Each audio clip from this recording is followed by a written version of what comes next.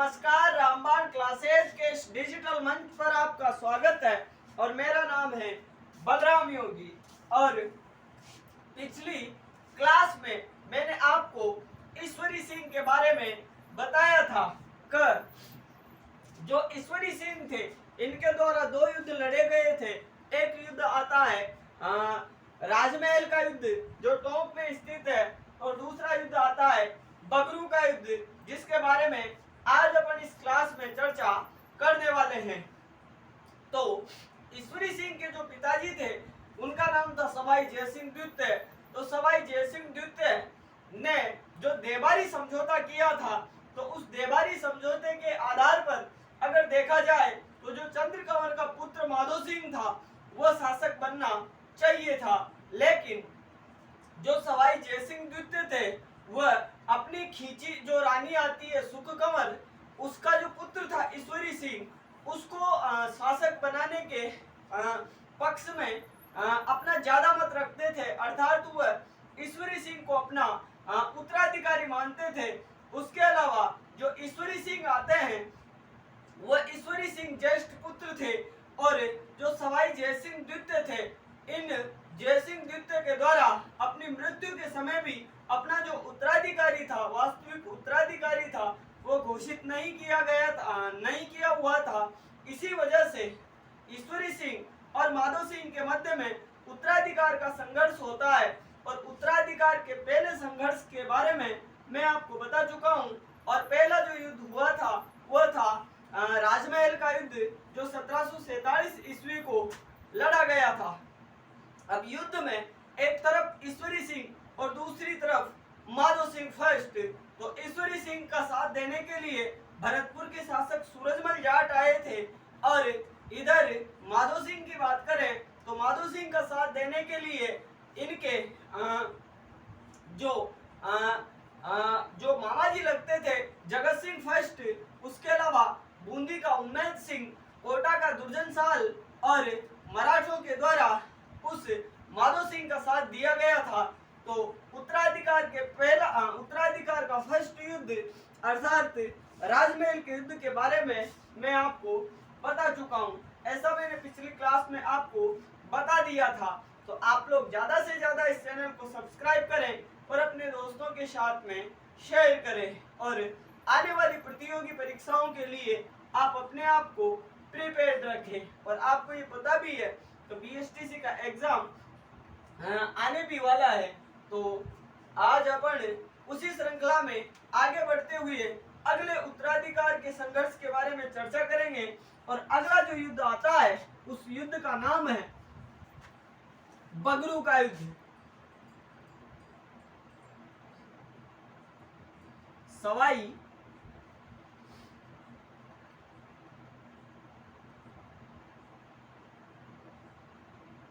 ईश्वरी सिंह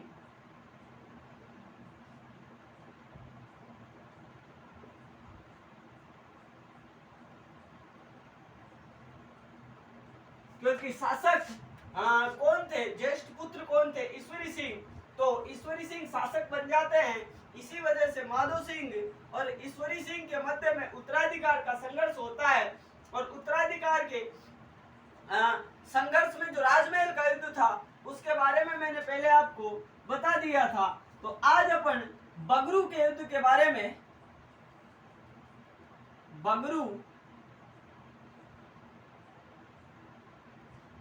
बगरू का युद्ध, और ये बगरू स्थान कहाँ पे पड़ता है, तो ये जो स्थान है ये कहाँ पे पड़ता है, जयपुर में। जयपुर में। और युद्ध कब हुआ, 1748 ईस्वी को। कौन सा युद्ध हुआ, बगरू का युद्ध।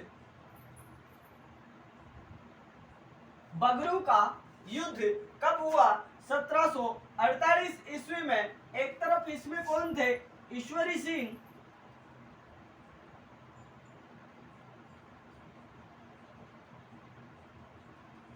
एक तरफ ईश्वरी सिंह और दूसरी तरफ इसमें थे माधो सिंह।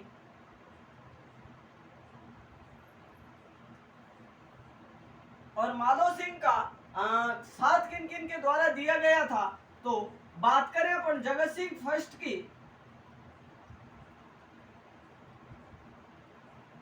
जगत सिंह प्रथम, क्योंकि ये माधो सिंह ये जो जगत सिंह प्रथम था इसका क्या लगता था, भांजा लगता था। उसके अलावा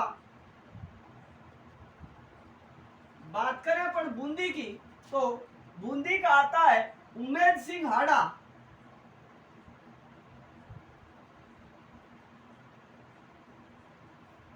हाड़ा कहां से, बूंदी से। उसके अलावा बात करें अपन तो कोटा के जो शासक थे दुर्जन साल,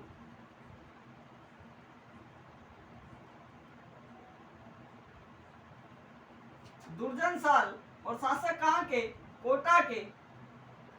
और साथ ही में कौन थे, मराठे।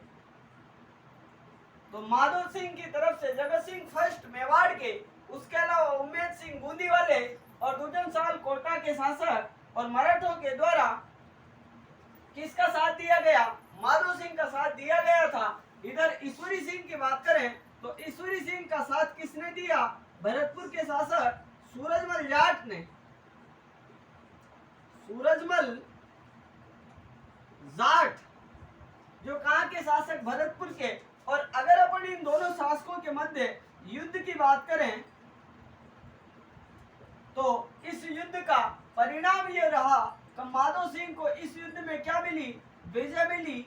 और ये जो ईश्वरी सिंह आते हैं, इन ईश्वरी सिंह को इस युद्ध में हार का सामना करना पड़ा था। अब मैं आपको कुछ बात बताऊं तो जब इनके मध्य में यह उत्तराधिकार का संघर्ष चल रहा था तो राजस्थान में ये जो मराठे थे, ये मराठे विभिन्न स्थानों पर लूट मार करते थे। और मराठों का अपना एक अलग ही फंडा था। ये अपने गुट में या अपने कबीले में रहते थे और जहां पे भी इनको लूटमार करनी होती वहां पर ये लूट की जो राशि थी वो अपने पास रख लेते थे। तो जब इस युद्ध में मराठों को इस माधो सिंह के द्वारा सहायता के लिए बुलाया गया तो मराठे माधो सिंह की सहायता करने के लिए आए और युद्ध में माधो सिंह को मराठों के द्वारा विजय भी दिलाई गई। लेकिन इन मराठों के द्वारा इस ईश्वरी सिंह से जो युद्ध हुआ था, इस युद्ध हर जाने की क्या की गई मांग, युद्ध हर जाने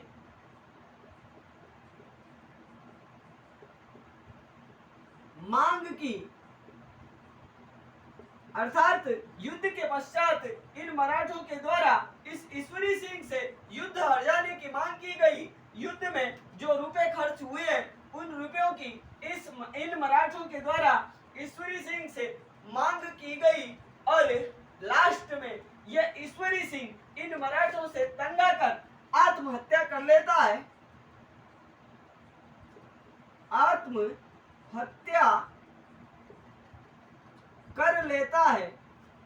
और आत्महत्या कहां से करता है, वही 7 मंजिला इमारत सरगासुली या इसलोट जिसका निर्माण राजमहल के युद्ध में विजय के पश्चात इसी ईश्वरी सिंह के द्वारा करवाया गया था। तो अंततः ये युद्ध हर जाने की मांग से परेशान होकर उसी सरगासुली या इसलोट से कूदकर आत्महत्या कर लेते हैं। और जयपुर के इतिहास का सबसे दुर्भाग्यशाली शासक अगर किसी को कहा गया है तो वह कौन आते हैं, ईश्वरी सिंह। तो आप ये भी लिख सकते हो जयपुर इतिहास का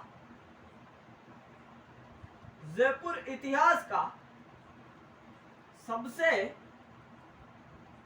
दुर्भाग्यशाली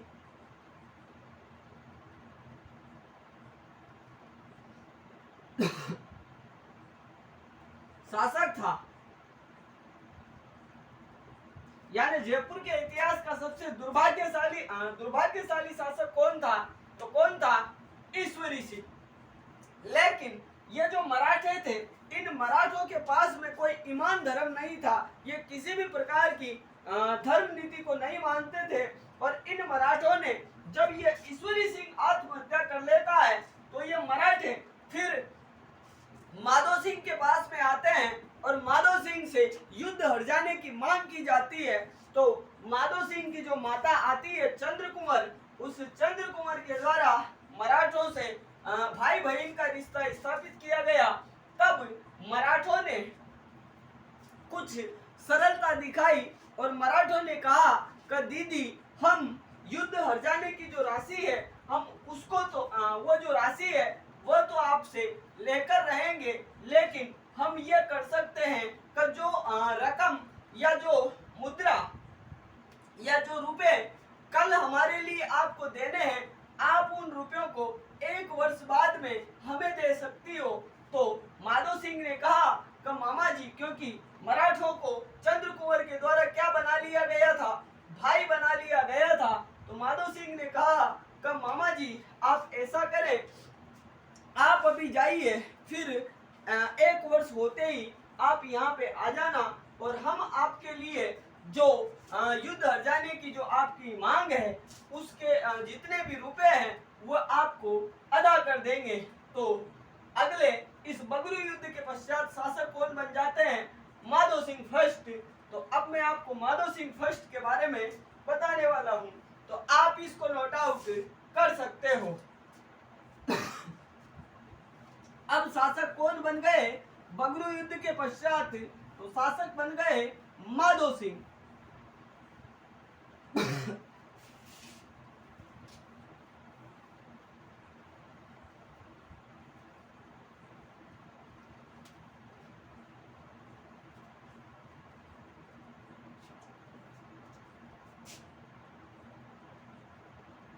माधो सिंह,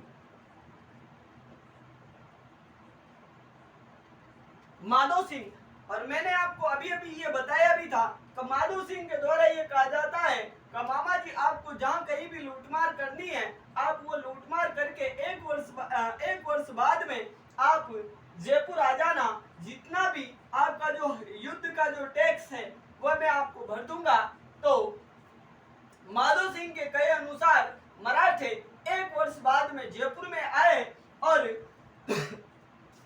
मराठों की एक छोटी सी सैनिक टुकड़ी, जिसमें करीब 700 से 800 के समथिंग कुछ सैनिक थे, तो उन सभी मराठा सैनिकों को जयपुर के सभी गेटों से प्रवेश करवाया गया और सभी जो जयपुर के जैसे गेट है, सूरज पोल है, चांद पोल है, ऐसे करके सभी गेटों को वापस बंद करवाया गया और जयपुर की जितनी भी प्रजा है उस प्रजा के लिए माधो सिंह फर्स्ट के द्वारा पहले ही हथियार दे दिए गए थे और उन मराठों को ऐसे भगा भगा के मारा गया था जयपुर में कि मराठों को अपनी चप्पलें हाथ में लेकर भागना पड़ा था।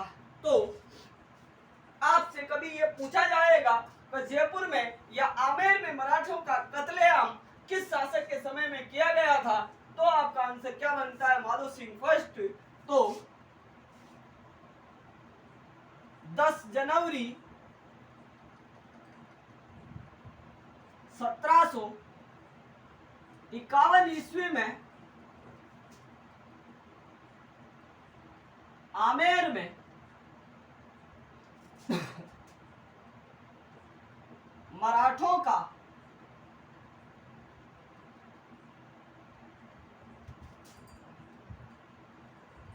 कत्लेआम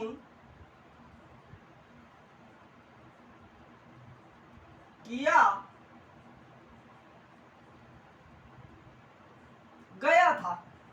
यानी इस माधो सिंह ने उन मराठों को ऐसा मारा कि किसी एक भी मराठा सैनिक को वापस जयपुर से बाहर नहीं जाने दिया था।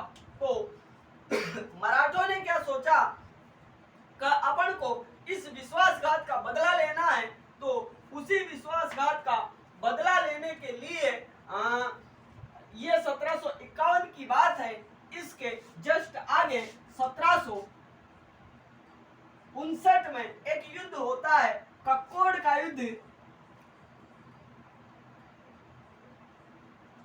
कक्कोड़ का युद्ध, और ये जो कक्कोड़ स्थान है ये टोंक में पड़ता है और युद्ध कब हुआ? 1759 1959 ईस्वी को। और इस युद्ध में एक तरफ कौन, माधो सिंह, एक तरफ माधो सिंह और दूसरी तरफ कौन थे इसमें, मराठा। और इस कक्कोड़ वाले युद्ध में इस माधो सिंह फर्स्ट के द्वारा मराठों को क्या हार का मजा चखाया गया कर मराठों को अपनी चप्पलें हाथ में लेकर जाना पड़ा था। तो यह जो युद्ध था, कक्कोड़ वाला युद्ध, यह मराठों और माधो सिंह के मध्य में हुआ था। और मराठों की इस युद्ध में क्या होती है, हार। और माधो सिंह इस युद्ध में क्या रहते हैं, विजयी रहते हैं।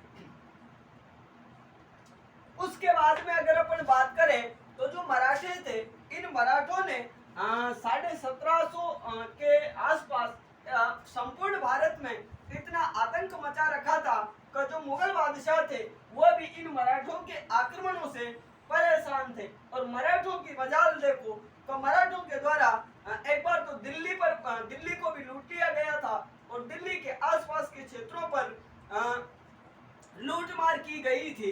तो उस समय के प्रतापी राजा थे माधो सिंह। तो समकालीन जो मुगल वंश के शासक आते हैं, उन मुगल वंश के शासक के द्वारा माधो सिंह के पास में ये मैसेज भिजवाया गया, क्योंकि माधो सिंह के द्वारा अभी इस कक्कोड़ वाले युद्ध में मराठों को डिफीट किया गया था। तो मुगल वंश के शासकों को या मुगल शासक को ये लगता था कि यह माधो सिंह मराठों पर अंकुश लगा सकता है। इसी वजह से मुगल शासक के द्वारा इस माधो सिंह को यह मैसेज भिजवाया गया कि आप कैसे भी करके इन मराठों का मामला सेट कीजिए, अर्थात इन मराठों से ये बोलिए कि ये लूटमार करें, कोई दिक्कत नहीं है, लेकिन कम से कम हमारी जो राजधानी है दिल्ली, इस पर तो ये आक्रमण नहीं करे। तो इस माधो सिंह के द्वारा मराठों और मुगल शासकों के मध्य में एक अलायंस करवाई गई, एक संधि करवाई गई।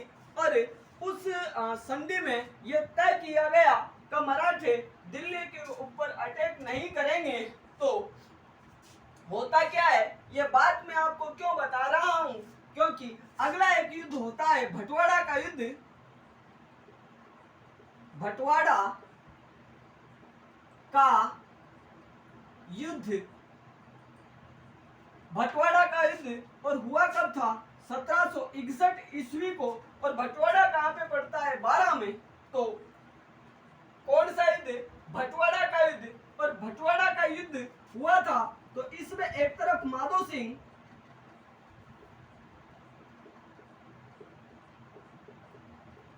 और दूसरी तरफ कौन थे, कोटा। और कोटा के जो शासक थे उनका नाम था शत्रुसाल। और शत्रुसाल के जो सेनापति थे उनका नाम था झाला जालिम सिंह, झाला जालिम सिंह, जिसको कोटा रियासत का दुर्गादास राठौड़ भी कहा जाता है। तो होता क्या है जो मुगल वंश के शासक थे, उन मुगल वंश के शासकों के मध्य और मराठों के मध्य में अलायंस किसके द्वारा करवाई गई थी, तो माधो सिंह के द्वारा अलायंस अर्थात संधि करवाई गई थी। फिर जो मुगल वंश के शासक थे, उन मुगल वंश के शासकों ने माधो सिंह से कहा कि आपकी जो जयपुर रियासत है उसके समीप जो रणथंभौर का दुर्ग है, जो रणथंभौर का दुर्ग आता है,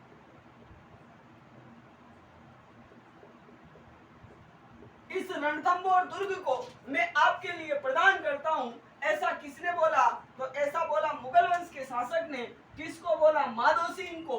और किस दुर्ग के बारे में बोला, तो रणथंभौर दुर्ग के बारे में बोला था। अर्थात इस माधो सिंह के द्वारा मुगल शासक और मराठों के मध्य में संधि करवाई गई। और उसी बात से प्रभावित होकर जो मुगल शासक थे उनके द्वारा इस माधो सिंह को यह जो रणथंभौर का दुर्ग आता है यह प्रदान किया गया।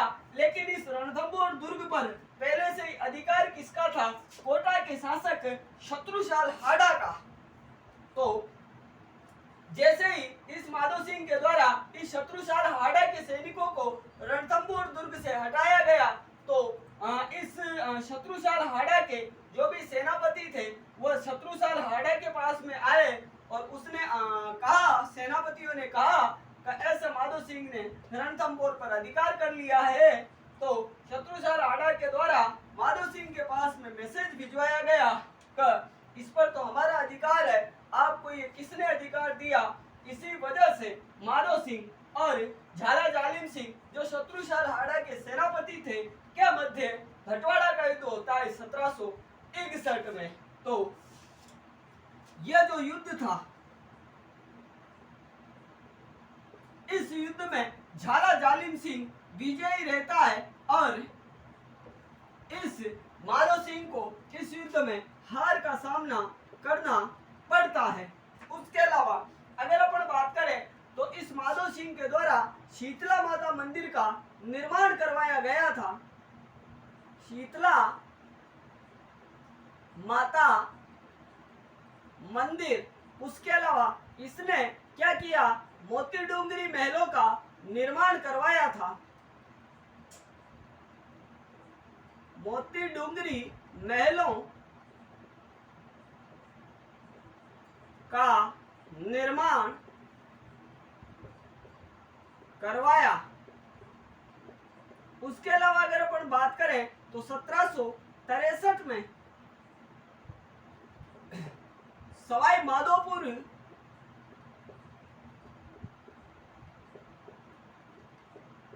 बसाया।